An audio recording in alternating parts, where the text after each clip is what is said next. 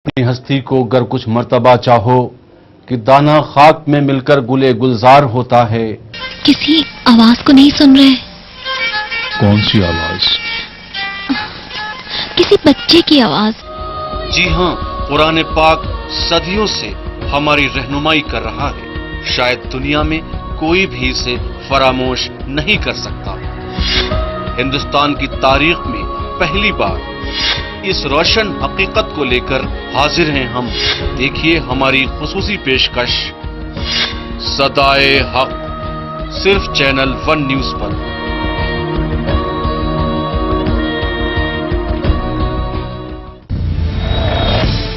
पल पल बदलती सियासत, हर पल बदलते मुद्दे, सड़कों पर उबलता आक्रोश, संसद में मचता कोहराम और हलचल सत्ता के गलियारों की। हर खबर पर है हमारी नजर, क्योंकि इसे बनना है आपका एजेंडा। देखिए न्यूज लाइन मेरे साथ सोमवार से शुक्रवार रात 8 बजे सिर्फ चैनल वन न्यूज पर। किसने रची साजिश, कौन बना शिकार, किसने किया जुर्म, कौन बना कातिल, किसने लूटी अस्मत, कौन बना हैवान। सभी गुत्थियां सुलझाएंगे हम। देखिए तहकीकात सोमवार से शनिवार रात 10:30 बजे सिर्फ चैनल वन न्यूज पर।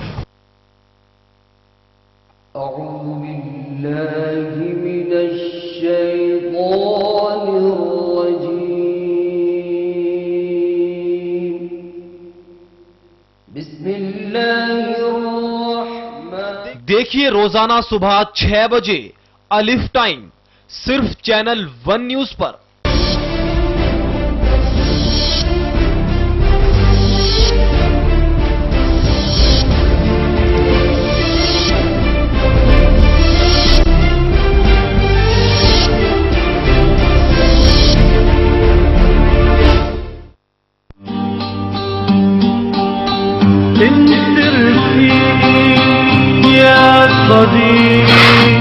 وأغلى من خير الحقيق انت رفيق يا صديق، وأغلى من خير الحقيق بدي منك ما تحرمني لبكل دقيقة تعذبني.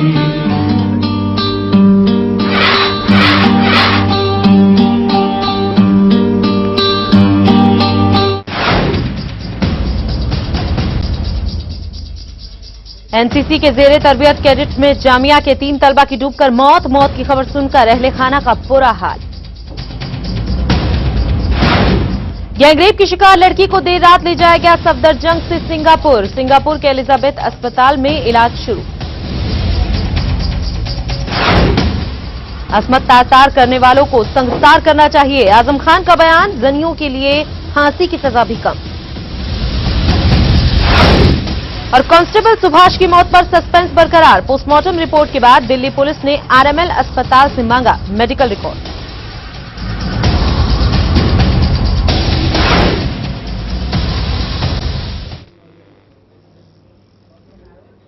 आदाब, मैं हूं नाज आसिफ शेख और पेशे खिदमत है मंजरनामा की शुरुआत कर रहे हैं कांस्टेबल सुभाष चंद्र तोमर की मौत की गुत्थी से।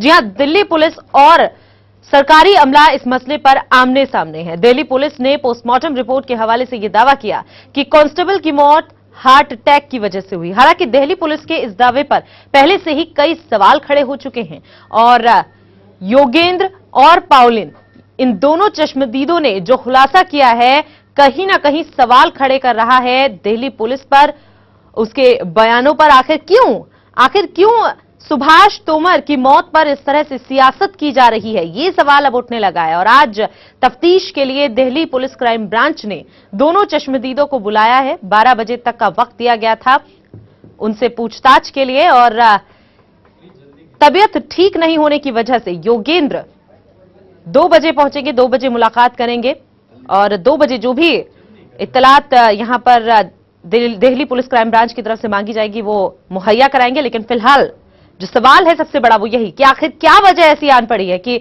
दिल्ली पुलिस को सियासत करनी पड़ रही है।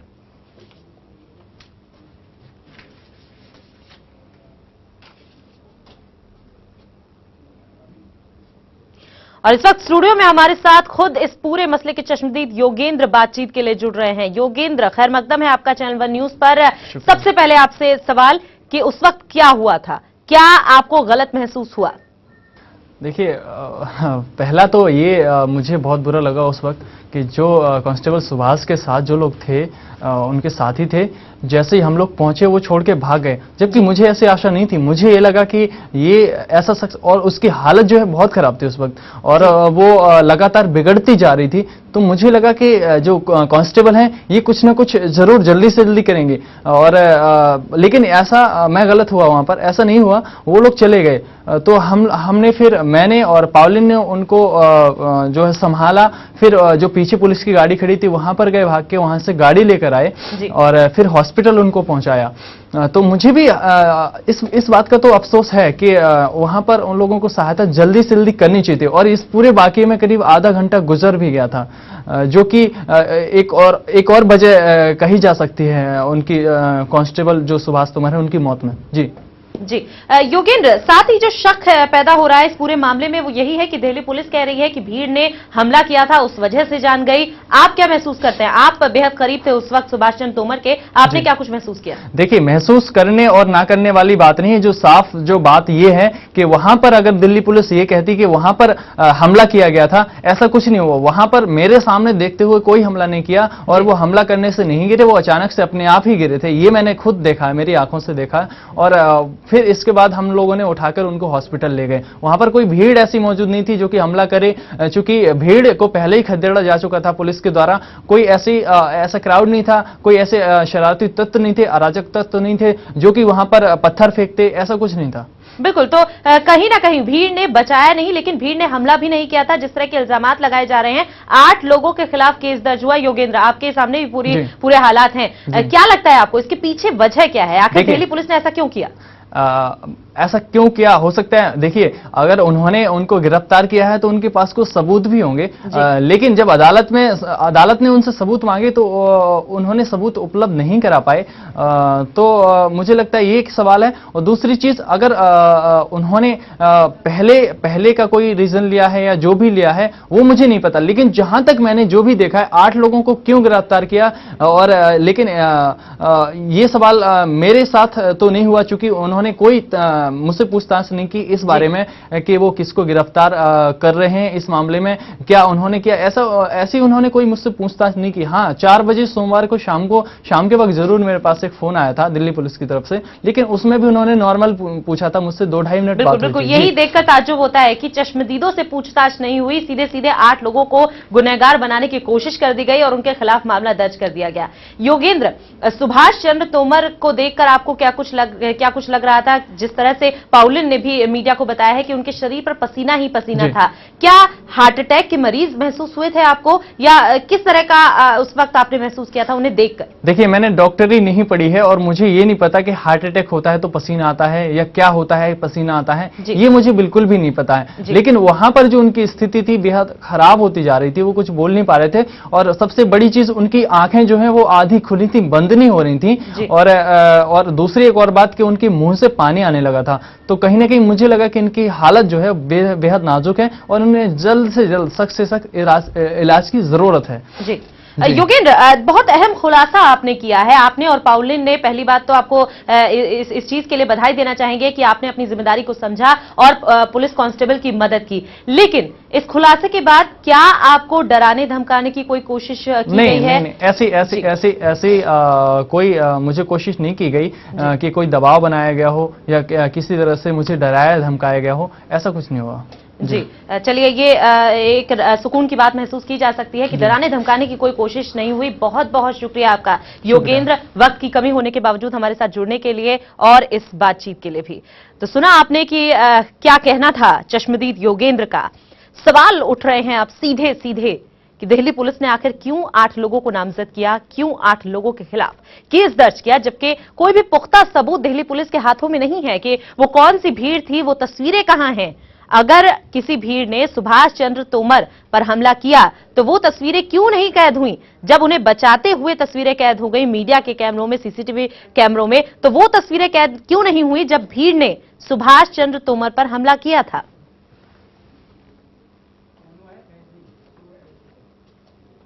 आगे बढ़ेंगे और अब रुख करेंगे अगली खबर का। एनसीसी के जेरे तरबियत कौमी राजधानी के 5 कैडेट की केरला के पेरियार नदी में डूब जाने की वजह से मौत हो गई। मरने वालों में 3 तलबा ताबिश बकरी, दिलशाद आलम और जीशान जामिया मिलिया इस्लामिया में जेरे तालीम थे। हादसे की खबर सुनकर जामिया इंतजामिया ने गहरे दुख का इजहार किया है और अहले खाना का भी बुरा हाल है।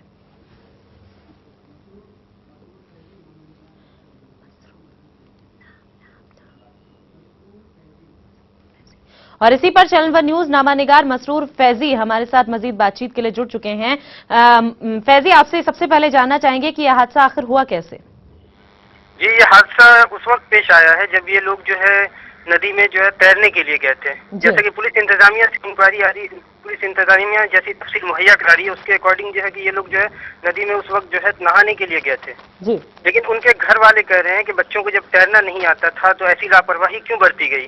उनकी वालिदा जो है, दिलशाद की वालिदा से मेरी मुलाकात हुई है जी। और उनके वालिद जो है खुर्शीद आलम साहब, उनसे भी मुलाकात हुई है, जो दिमागी तौर पे उनका इतना बुरा हाल है जी। कि ऐसा लग रहा है कि इकलौते बेटे की मौत के बाद रोते रोते बुरा हाल हो गया है। जाहिर तौर पर फैजी, अंदाजा लगाना आसान है कि अहले खाना की क्या हाल इस वक्त होगा उनका। लेकिन सवाल जिस तरह से उठे हैं, अब आपने भी जिक्र किया कि जब तैरना नहीं आता था तो आखिर क्यों पानी में भेजा गया, क्या इसे लेकर कोई तफ्तीश हुई है अब तक? जी, ये दिल्ली पुलिस भी ऐसा कह रही है कि 5 कैडेट्स की नदी में डूबने से जो मौत हुई उसके लिए हम तफ्तीश कर रहे हैं। इनके घर वाले तफ्तीश का मुतालबा भी कर रहे हैं लेकिन अभी तक किसी तफ्तीश की कोई रिपोर्ट नहीं आई है। जामिया के जो डायरेक्टरेट हैं, कोऑर्डिनेटर एनयू खान से हमारी मुलाकात हुई है जी। तो उन्होंने भी यही कहा कि तफ्तीश की जो है हम कोशिश कर रहे हैं और तफ्तीश करवाएंगे। जी, जामिया इंतजामिया ने गहरे दुख का इजहार तो किया है, लेकिन क्या कोई बयान इससे मुतालिक आया है कि आखिर ये लापरवाही कैसे हो गई, क्यों हो गई? फैजी, क्या आपको आवाज मिल रही है हमारी?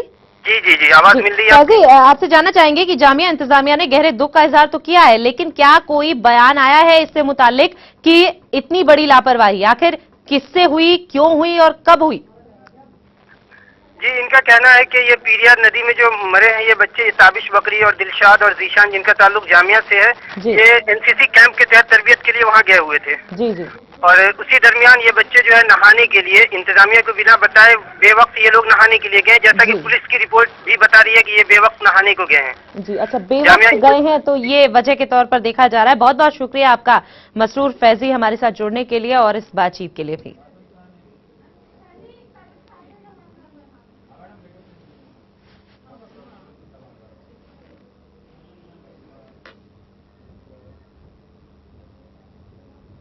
और अपने बयानात को लेकर अक्सर सुर्खियों में रहने वाले उत्तर प्रदेश के शहरी तरक्की वजीर आजम खान ने कहा कि जानियों के लिए फांसी की सजा भी कम है, इन्हें सरेआम पत्थर मार मार कर हलाक कर देना चाहिए। चलती बस में एक लड़की की इज्तिमाई असमत दरी के मामले में पूछे गए सवाल के जवाब में आजम खान ने कहा कि ऐसे जुर्म के लिए फांसी की सजा बहुत हल्की है।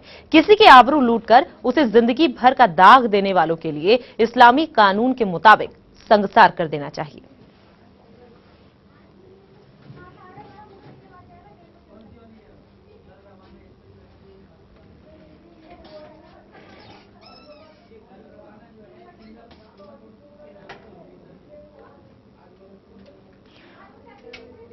तो आजम खान ने सख्त लहजे में मजम्मत की है दिल्ली गैंगरेप की और वकालत की है सख्त से सख्त सजा की। उनका कहना है कि जानियों के लिए फांसी की सजा भी कम है, इन्हें सरेआम पत्थर मार मार कर हलाक किया जाना चाहिए, क्योंकि किसी के आबरू लूटकर उसे जिंदगी भर का दाग देने वालों के लिए यह सजा बहुत हल्की है। इस्लामी कानून के मुताबिक इन्हें संगसार कर देना चाहिए।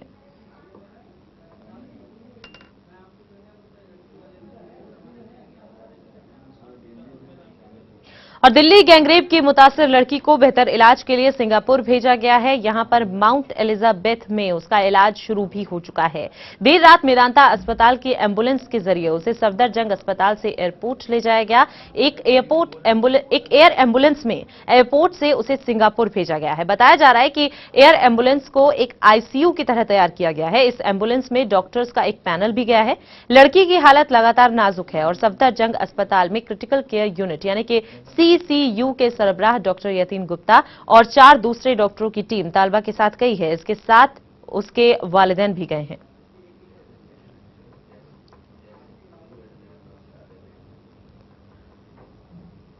और इसी पर मजीद बातचीत के लिए हमारे साथ फोन लाइन पर चैनल वन न्यूज नामानिगार आरके रावत जुड़ चुके हैं। आरके, इलाज शुरू हो चुका है सिंगापुर में, क्या वहां से कोई भी इत्तला हासिल हो पाई है कि कैसी है मुतासिर लड़की की तबीयत?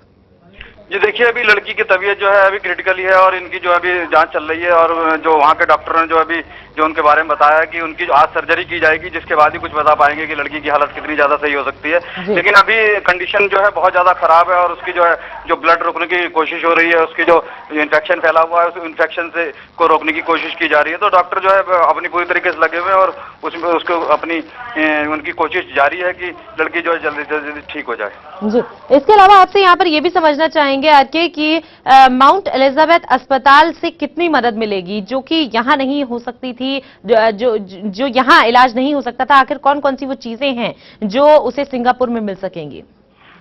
देखिए, जो माउंट एलिजाबेथ हॉस्पिटल है यहाँ जो है ट्रांसप्लांट की, चाहे वो कोई भी ऑर्गन ट्रांसप्लांट हो, उसकी बहुत अच्छी सुविधाएं हैं। फिर वहाँ जो है ऑर्गन्स जो हैं वो आसानी से उपलब्ध हो जाते हैं। फिर वहाँ के नियम जो हैं वो काफी उदार हैं उस देश के, जो माउंट एलिजाबेथ के जो हॉस्पिटल में जो ऑर्गन्स जो ट्रांसप्लांट किए जाते हैं, तो वहाँ के जो नियम इतने उदार है कि वहाँ इतनी जो कानूनी प्रक्रिया नहीं है। फिर दूसरी स्थिति की हाई क्लास वर्ल्ड लेवल का हॉस्पिटल है और वहाँ जो है बड़े बड़े सेलिब्रिटीज से लेके बड़े बड़े जो लोग हैं वहीं अपना जो भी चाहे लीवर ट्रांसप्लांट हो चाहे किडनी ट्रांसप्लांट हो वो वहीं लगातार करवाते हैं और वो सही भी होते हैं।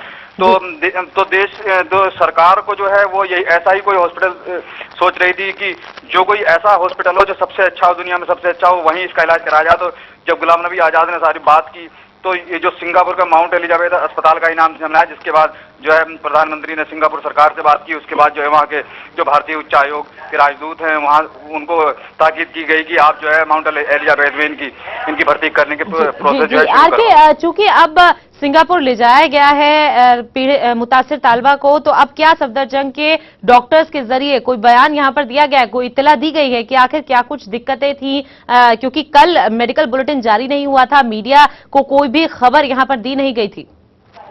जी बिल्कुल, जो डॉक्टर अथानी है और डॉक्टर एस.सी. वर्मा है उन्होंने भी कहा था कि लड़की की हालत बहुत ज्यादा नाजुक है और उसका जो है प्लेटलेट्स जो है बहुत जो गिर गए हैं। उसके बाद जो WBC कम हुआ है, इन्फेक्शन बढ़ गया है शरीर में और जो है हीमोग्लोबिन की स्थिति वो भी काफी खराब है। तो जो स्थितियां हैं बहुत विकट हो चली थी जो इनके संभालने में नहीं आ रही थी। इसी वजह से इन्होंने जो है पिछले 2 दिन से ये परेशान चल रहे थे। इसके बाद जो है कल डॉक्टर नरेश त्रेहन ने भी जो है सफदरजंग हॉस्पिटल का दौरा किया। उसके बाद जो लड़की की कंडीशन को देखा तो उन्होंने भी कहा कि लड़की की हालत क्रिटिकल, इसको तुरंत जो है यहाँ से शिफ्ट करके या तो मेदांता में शिफ्ट किया जाए या फिर इसको विदेश भेजा जाए। उसके बाद जो है सारी प्रक्रिया शुरू हुई और जो सरकार ने तुरंत इसका वीजा बनवाया, पासपोर्ट बनवाया लड़की के माँ बाप का और 4 डॉक्टरों को टीम जिसमें यतीन मेहरा है सफदरजंग के और पी.के. वर्मा है एम्स के, इनको जो है उनके साथ भेजा गया लड़की के साथ। और आनंद फानन में तैयारी की गई जो मीडिया से बिल्कुल छिपा के बात हुआ है। जी बहुत बहुत शुक्रिया आपका आरके हमारे साथ जुड़ने के लिए और इस बातचीत के लिए भी।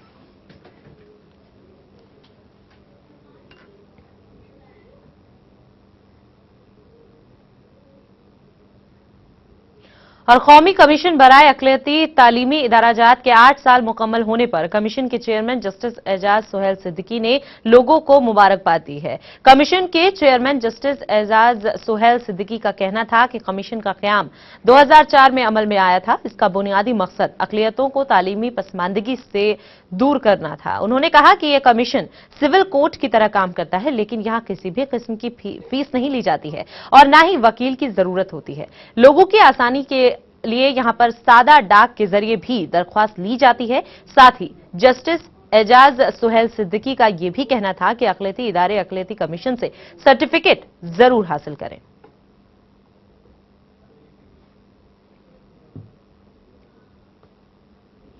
और उर्दू के आफाकी शायर मिर्जा असादुल्लाह खान गालिब के यौम पैदाइश की मुनासबत से साहित्य कला एकेडमी में एक कैंडल मार्च निकाला गया, जिसमें गालिब के सैकड़ों मद्दाहों ने हिस्सा लिया। इस मौके पर मारूफ कव्वाल उस्ताद इकबाल अहमद खान और पाकिस्तानी कव्वाल उस्ताद मजहर उमराव बंद खान ने अपने दिलफरीब अंदाज में गालिब का कलाम सुनाकर हाजरीन का दिल जीत लिया। साथ ही इस मौके पर दिल्ली के वजीर तवानाई हारून यूसुफ, दिल्ली अक़लियती कमीशन के चेयरमैन सफदर एच खान भी मौजूद रहे। दिले नादां तुझे हुआ क्या है, आखिर इस दर्द की दवा क्या है। इस खूबसूरत शायरी के खालिक और उर्दू के आफाकी शायर मिर्जा असदुल्लाह खान गालिब के यौम पैदाइश की मुनासबत से साहित्य कला एकेडमी में एक कैंडल मार्च निकाला गया, जिसमें गालिब के सैकड़ों मद्दाहों ने हिस्सा लिया। इस मौके पर मारूफ कव्वाल उस्ताद इकबाल अहमद खान और पाकिस्तानी कव्वाल उस्ताद मजहर खान ने अपने दिलफरेब अंदाज में गालिब का कलाम सुनाकर हाजरीन का दिल जीत लिया। साथ ही इस मौके पर दिल्ली के वजीर तवानाई हारून यूसुफ, दिल्ली अक़लियती कमीशन के चेयरमैन सफदर एच खान भी खास तौर से मौजूद रहे। दिल्ली के वजीर तवानाई हारून यूसुफ ने पाकिस्तानी गुलकारों का खैर मकदम करते हुए फरमाया कि पाकिस्तानी मेहमान इस लिहाज से भी खुशनसीब है कि उन्होंने गालिब का कलाम गालिब के घर में पढ़ा।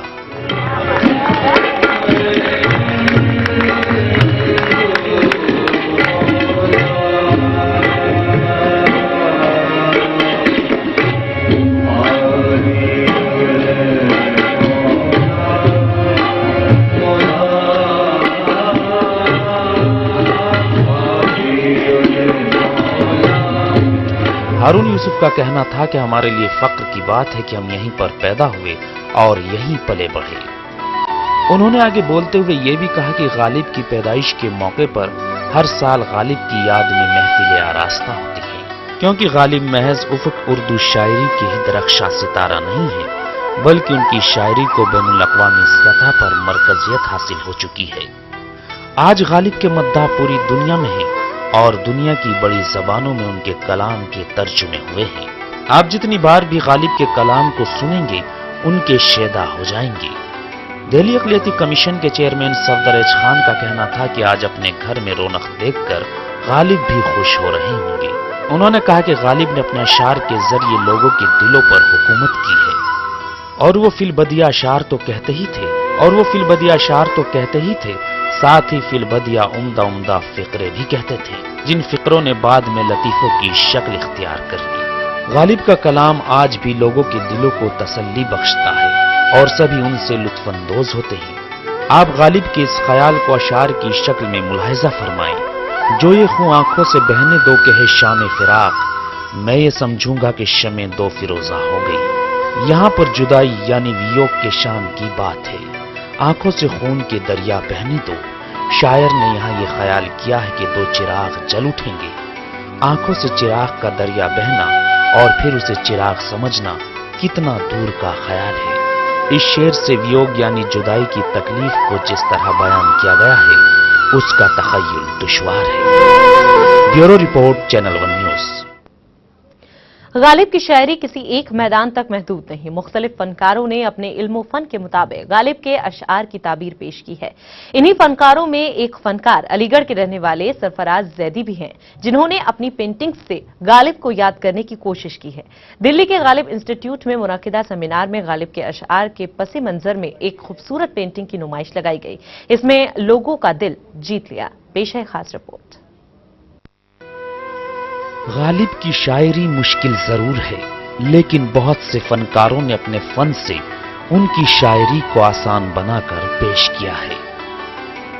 गालिब की शायरी किसी एक मैदान तक महदूद नहीं। मुख्तलिफ फनकारों ने अपने इल्म फन के मुताबिक गालिब के अशार की ताबीर पेश की है। इन्हीं फनकारों में एक फनकार अलीगढ़ के रहने वाले सरफराज जैदी हैं, जिन्होंने अपनी पेंटिंग से गालिब की खिदमत करने की कोशिश की है। दिल्ली की गालिब इंस्टीट्यूट में मुनक्कदा सेमिनार में गालिब के अशार के पस मंजर में एक खूबसूरत पेंटिंग्स की नुमाइश लगाई गई।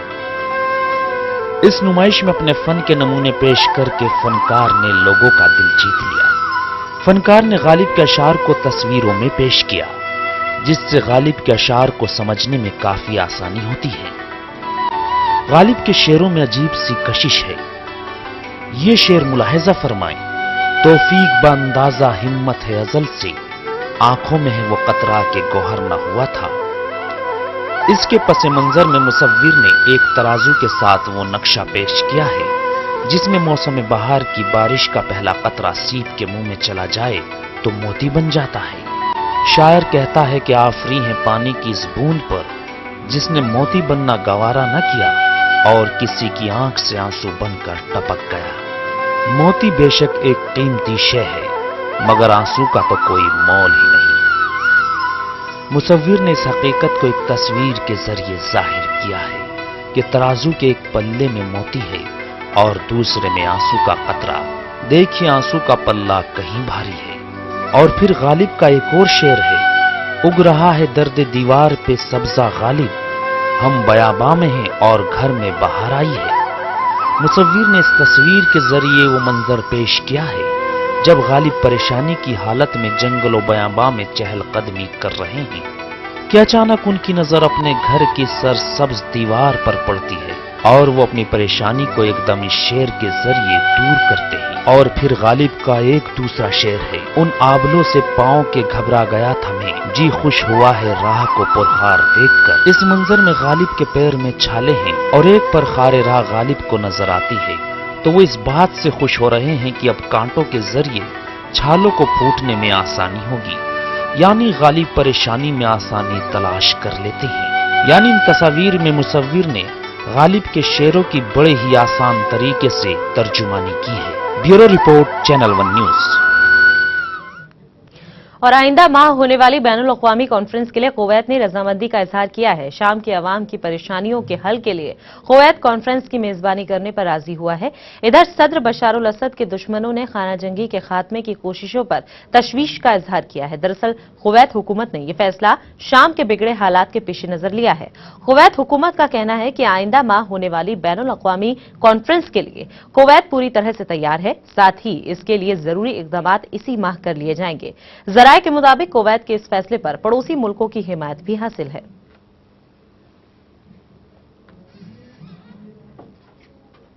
और खलीज कॉरपोरेशन काउंसिल यानी कि जीसीसी के रुकन ममालिक ने मनामा में अपने सरबराह इजलास में मुश्तरका फौजी कमान के क़याम से इत्तफाक किया है।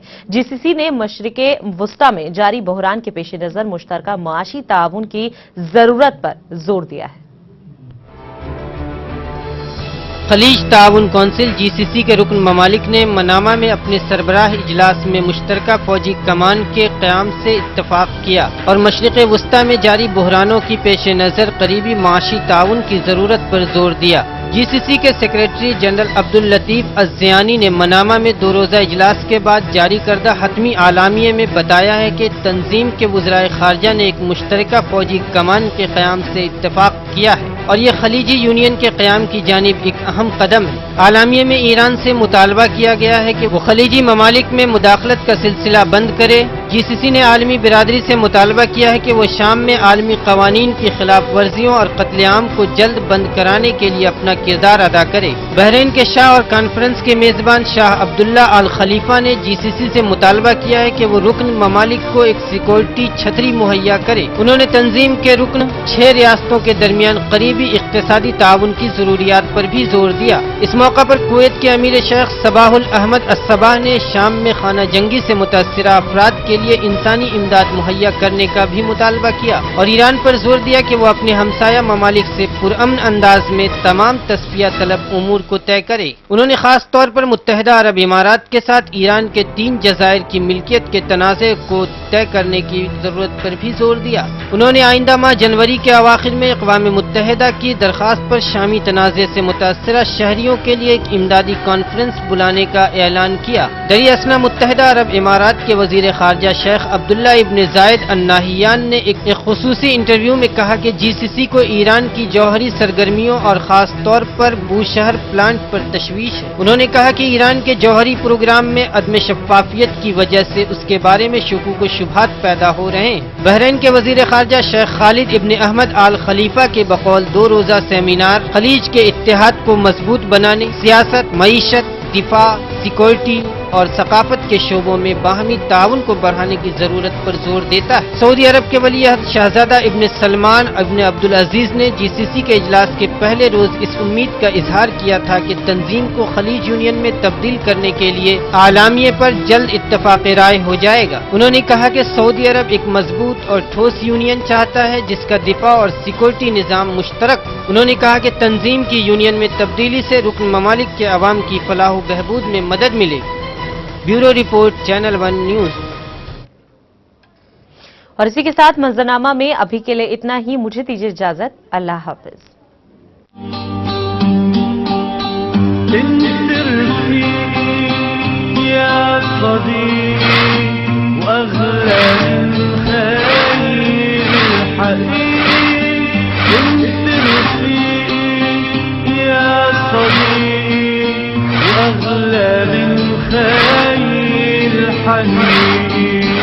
بدي منك ما تحرمني لا بكل دقيقة تعرف